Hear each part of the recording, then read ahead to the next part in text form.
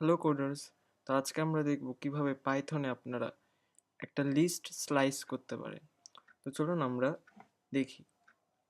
ফার্স্টে ধরুন আমি এখানে একটা লিস্ট ভ্যালু নিচ্ছি, যেটা হচ্ছে প্লেয়ার্স ইজ ইকুয়াল টু একটা এখানে লিস্ট আছে।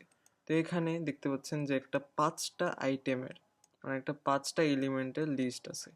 তো যে কোনো কিছু মানে আপনারা যদি নির্দিষ্ট এলিমেন্ট নিয়ে কাজ করতে যান, তখন আপনাকে এরকম একটা কোড নিতে হবে। লাইক এখানে প্রিন্ট প্লেয়ার্স, তারপরে যে থার্ড ব্র্যাকেটের ভিতর 0 থেকে 3, 0 এখানে একটা আন্ডারস্কোর দিয়ে 3।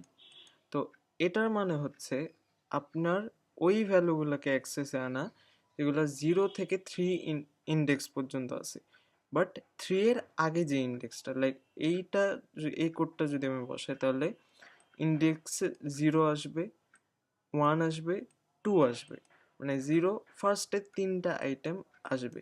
তো এখানে যদি আমি রান করে, এই যে দেখেন আমার ফার্স্টে 3টা আইটেমই আসলো। এরপর দেখেন আমি যদি এখানে 4 করে দিই, এটা 4 করালে এই যে এখানে আরেকটা আইটেম কিন্তু অ্যাড হয়ে যাচ্ছে। সো এভাবে এই মডিউলটা কাজ করে। তো এইটাকেই বলছে আমাদের লিস্টে স্লাইসিং এ লিস্ট।